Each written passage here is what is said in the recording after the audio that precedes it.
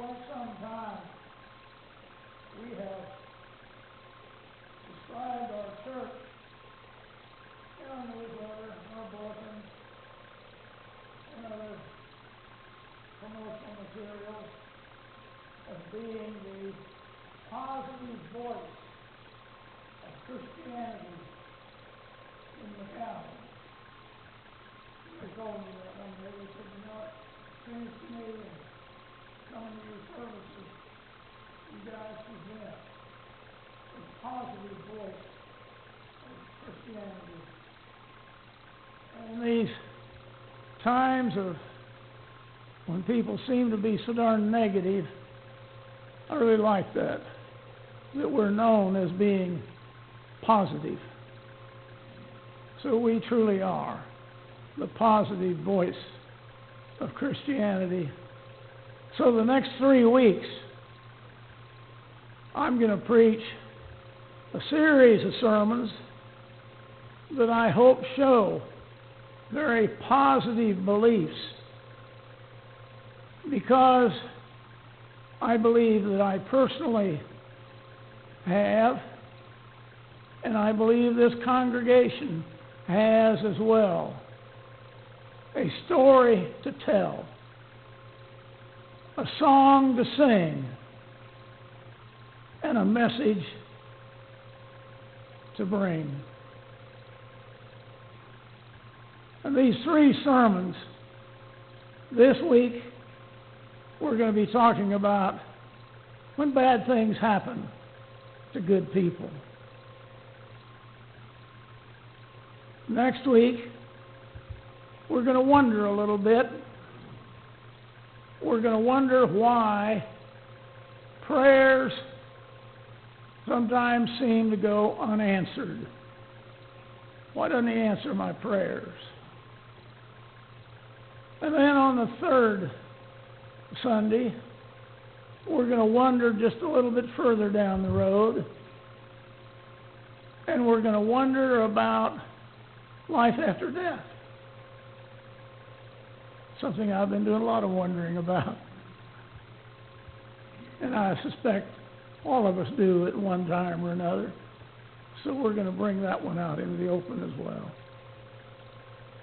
But today, we're going to talk about what happens when we don't have a championship day, and why bad things just absolutely have to happen to good people.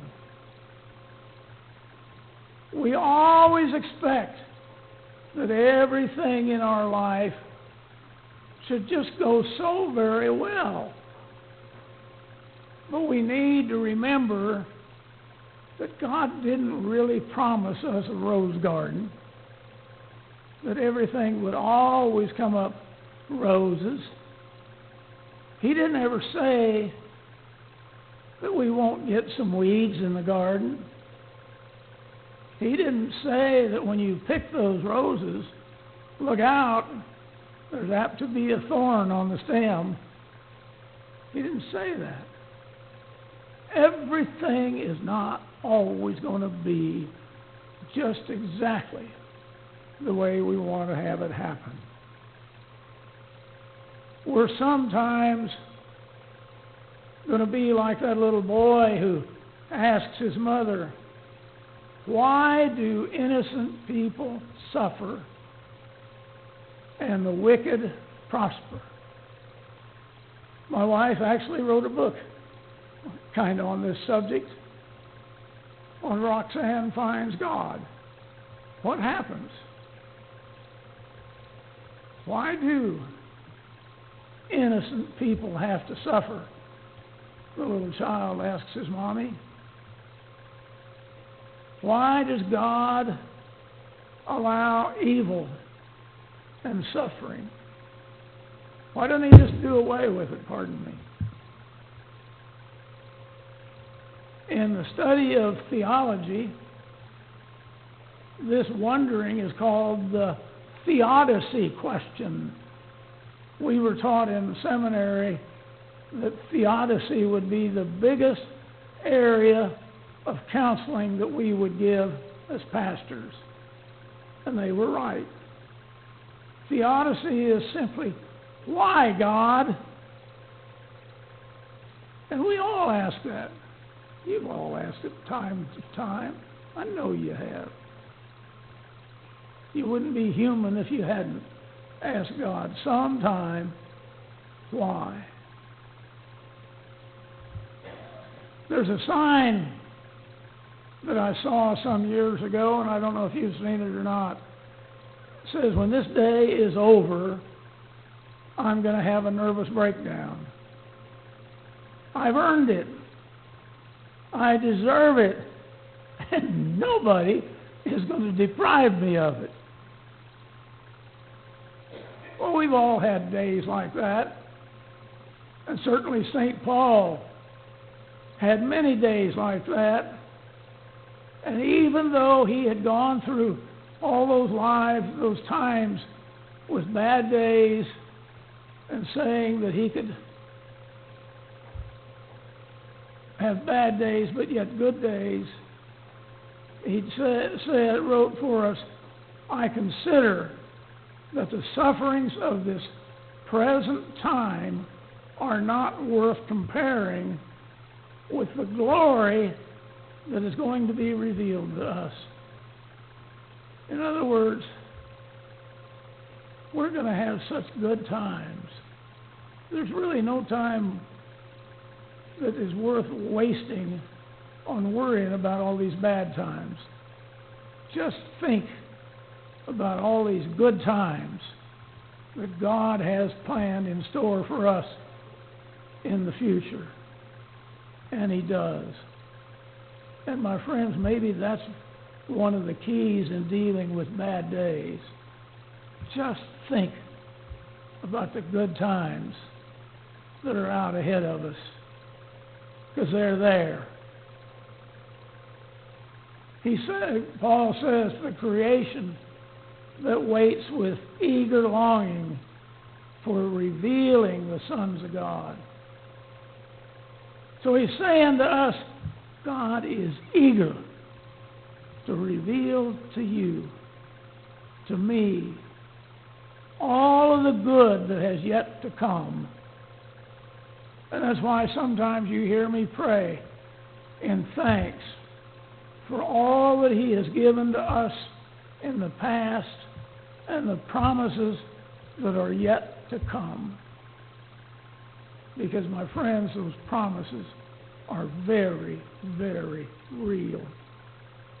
And when Paul says that, he doesn't sound like somebody who is really defeated and down in the mouth about all the terrible times that life has dealt him.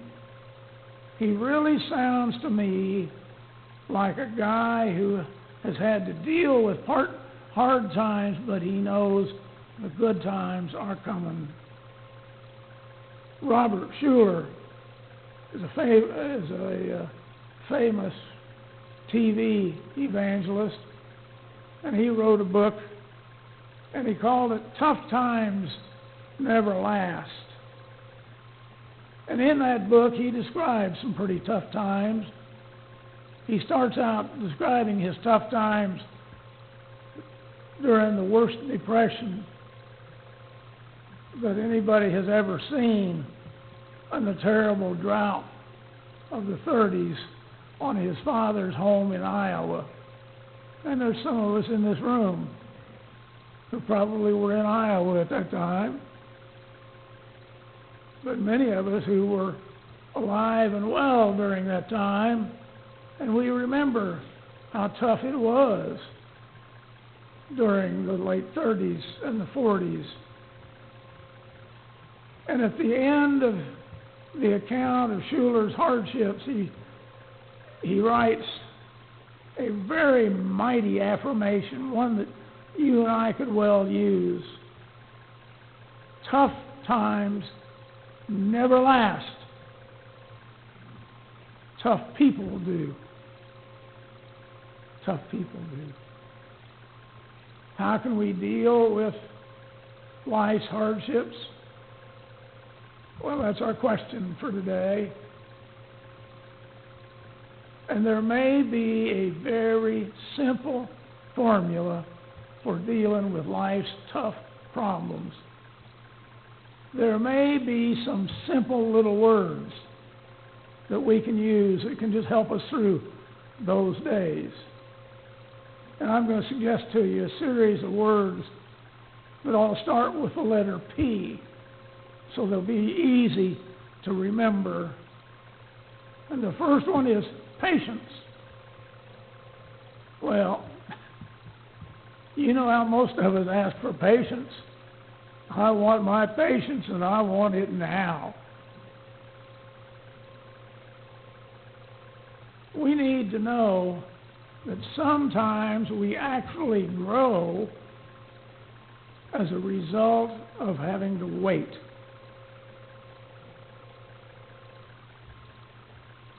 Pastor Chuck Swindoll did a survey about people in the Bible who had to wait, and it kind of intrigued me. He called them Bible waiters. And in this survey, he found Noah waited 120 years before it rained. 120 years he had to wait. Job waited and waited. He waited a whole lifetime, maybe 60 or 70 years. Abraham waited 100 years for a city that he never did find. Joseph served 14 years in prison after being falsely accused of crimes. Moses waited 40 years in the desert. Can you imagine waiting much longer than an hour or so for something before you want it to happen? I can't. Patience is probably the hardest virtue that modern Christians need to acquire. We are taught that faith will remove all of our obstacles, and so we expect them to be removed immediately.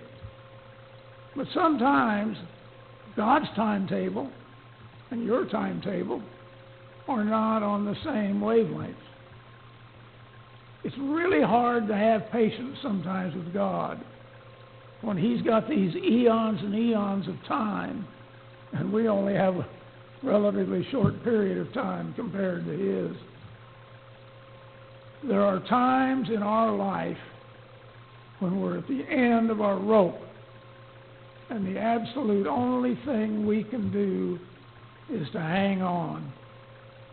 Do you know that it took Columbus 14 years to find a backer for his trip around the globe? Alexander Graham Bell could only initially sell his phone, could not sell it, rather, because people didn't see the need for a telephone. The first rule that we have to learn when the going gets tough is we have to have that need for patience. And wouldn't you know it, this is one sermon my wife is not sleeping through. She's listening very carefully. The second word we need to know is persistence. Thomas Edison boasted that he started where the other man had left off. They didn't have persistence. He constructed 3,000 different gadgets in his search for the telephone, the electric light.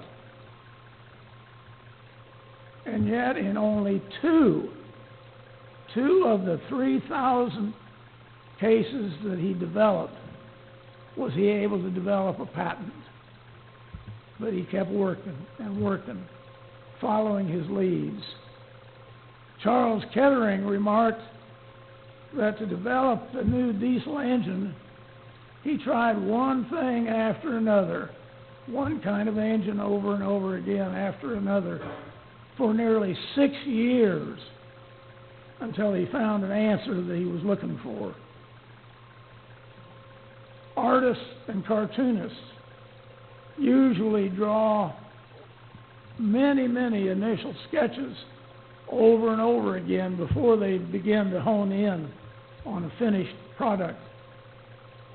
Van Gogh drew repeatedly until there was only one drawing left that looked any different than the rest, and then he took that one. So you can see from these kind of examples that a half-hearted effort will not make it in this world. When the going gets tough, it takes patience and persistence to keep going. But it also takes something else, perspective. That was the advantage that St. Paul had. He could deal with things like shipwrecks and beatings, humiliation, imprisonment, because he believed that the deprivations that he was experiencing were nothing compared to the glory that he was going to receive from God. What a difference the power of perspective makes. Oftentimes, our anxieties turn things into mountains that were originally just little molehills. And we need to stop at every once in a while and get our thoughts in order and bring back a degree of perspective to our life. What is really important to us? How likely is it that we're really facing that one task that we can never solve? How likely is that? But we're in the middle of it. We believe it. I'll never solve this problem. Well, one of the main 12-step programs has a concept that they continually remind their members of. How important is it anyway? How important is it to focus in on that one issue?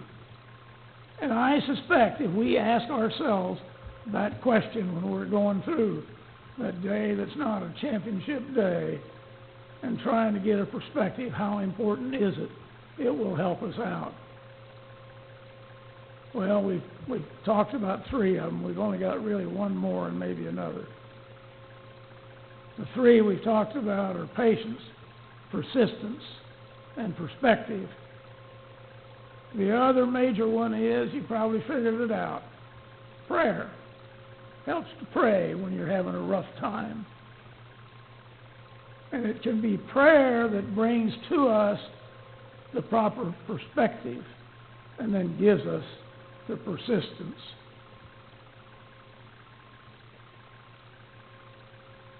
You know, I don't know how else to help anybody through any kind of a problem that exists other than prayer.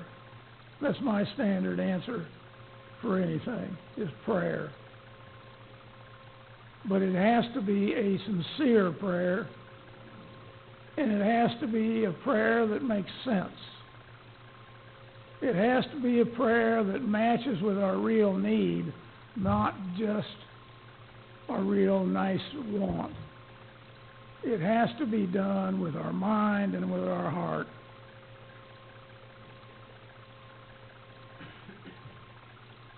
And maybe I'll add that 5th letter because I think it's important.